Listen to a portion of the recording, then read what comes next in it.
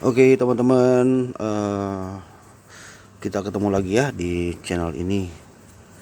Salam otomotif buat teman-teman semuanya, semoga sehat selalu ya teman-teman, amin. Video kali ini teman-teman saya mau memberikan edukasi ya buat teman-teman semuanya yang punya mobil ada masalah dengan mesin ya. Jadi mobil tuh suka ngelitik ya teman-teman.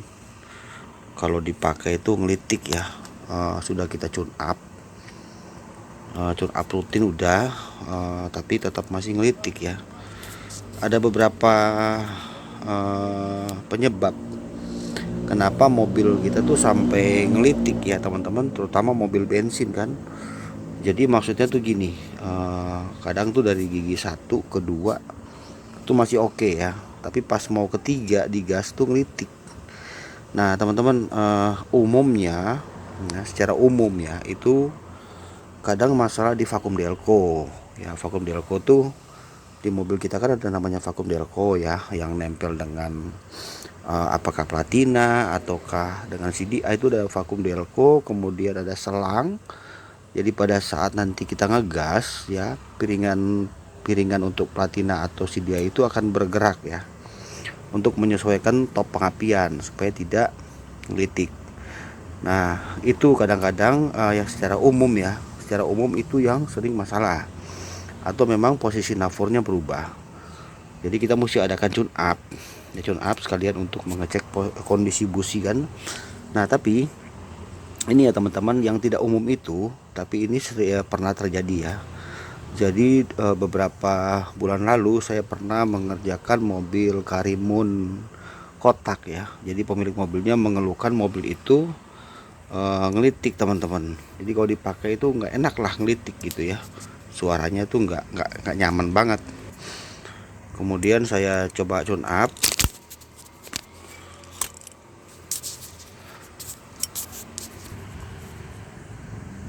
Kemudian saya coba tune up ya teman-teman. Jadi saya coba tune up. Ternyata pada saat di tune up itu hasilnya kurang memuaskan ya. Jadi masih tetap ada ngelitiknya itu teman-teman. Jadi ngelitiknya masih ada ya, nggak ada perubahan. Oke, akhirnya saya putuskan mobil itu untuk diturunin mesinnya setengah ya, separuh mesin. Nah ini memang tidak umum, tapi tidak menutup kemungkinan ya. Jadi teman-teman simak aja beberapa menit ini untuk teman-teman bisa betul-betul paham ya yang mau saya jelaskan ini. Nah sebelum lanjut teman-teman jangan lupa ya untuk bantu channel ini, untuk subscribe, karena subscribe itu kan gratis ya teman-teman. Jadi bantu subscribe supaya kita lebih semangat lagi dong membuat konten-konten yang mengedukasi ya, manfaat. Oke, langsung saya jelaskan ya teman-teman. Jadi mobil bensin ya pada umumnya mudah sebetulnya untuk kita mengadakan servis ya. Maksudnya tidak terlalu, kalau untuk servis rutin itu kan ganti oli ya, tune up ya, setel klep, atau yang masih pakai karbu ya karbu, filter bensin, kemudian filter oli ya, itu secara umum ya. Kemudian mengecek bagian-bagian engine yang lain, apakah internal mesin atau eksternal. Nah tapi di mobil Karimun yang saya ceritakan tadi di awal ya, saya turunin ya, kemudian saya curiga kan, karena vakum delconya bagus, pengapian oke, karburatornya bagus. Kemudian saya ngecek di bagian klep. Nah ini contoh aja teman-teman ya. Ini ada silinder head ya, di sini Dexel. Ini tuh mobil Verosa ya, Taruna sama ya, Taruna Verosa Klesi sama.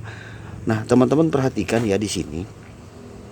Jadi mobil itu kalau sudah ngelitiknya nggak hilang-hilang ya, terus ngelitiknya itu nggak hilang-hilang, udah kita tune up, maka teman-teman sebaiknya saya sarankan untuk melepas kepala silinder ya, atau turunin mesin mobil kalian tuh separuh mesin ya, turunin aja.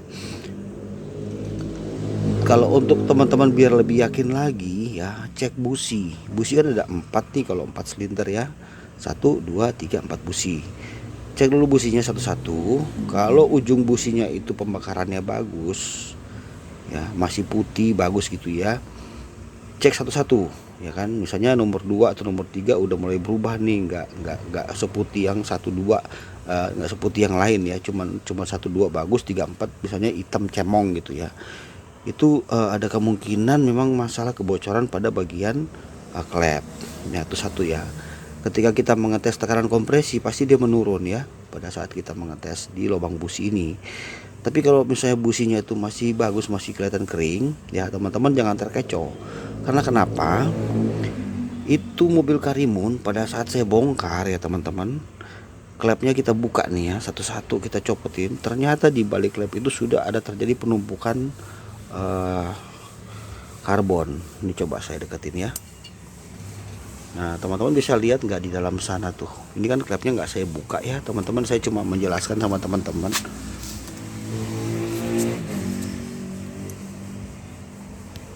Nah itu ya, kalau untuk mobil ini kan klepnya ada 16 ya, umumnya kan 8 ya. Nah di balik sana itu ya, itu di ujungnya itu sudah terjadi penumpukan karbon. Nih ya teman-teman kalau bisa lihat ya, itu sudah betul-betul tebal kotoran yang menempel di belakangnya pelatuk klep itu. Otomatis ya pembakaran itu pasti terganggu teman-teman. Nah ini yang jadi masalah. Jadi pada saat mobil itu engine selesai bekerja ya, ya kan engine itu kan dari mulai awal ya, piston dari mulai titik mati bawah ya teman-teman. Piston itu kan bergerak dari TMB ke TMA ya kan, kemudian nanti akan dia ada gaya ledakan, mampet meledak ya kan, kemudian di sini akan masuk suplai bensin dan keluar, jadi in sama X. Nah pada saat in dan X itu terganggu ya, jadi tidak bisa betul-betul dia itu plong. Kalau saya ibaratkan manusia ya, kayak macam hidung kita agak tersumbat sebelah, jadi kita tidak bisa lega bernafas. Itu yang menyebabkan terjadinya ngelitik pada mesin. Kenapa bisa terjadi ngelitik pada mesin? Itu disebabkan karena di saluran ini tuh tidak lancar ya, nggak lancar teman-teman. Itu penyebabnya ya. Jadi teman-teman harus paham ini ya, supaya kita sebagai pemilik mobil ya tidak nanti mengeluarkan uang itu sia-sia ya. Udah keluar duit, tune up sekian, udah segala macam kita buat, ternyata masalahnya di internal. Jadi tindakan yang mesti diambil adalah teman-teman turunin nih setengah mesin ya, kemudian semua klep ini buka ya, lalu di skir supaya semua di sini kompresinya bagus lagi, rata. Lalu di balik klep itu dibersihkan semua ya, ujung klep. Jadi kalau klep itu ujungnya dia kan kepala di sini nih ya, ini kepala ini nih ya. Nah di balik sini tuh penumpukannya banyak banget. Nah itu dibersihkan semua, dibersihkan sampai sebersih-bersihnya, sama termasuk lubang-lubang ini semua dibersihkan nih. Lubang-lubang ini nih kalau pasti banyak banget nih penumpukan karbon kotoran. Ini yang menyebabkan ya, memang tidak umum, tapi ini permasalahannya ketika sudah tune up masih sama kondisinya, maka lakukan hal ini. Dijamin mobil teman-teman pasti akan kembali normal teman-teman.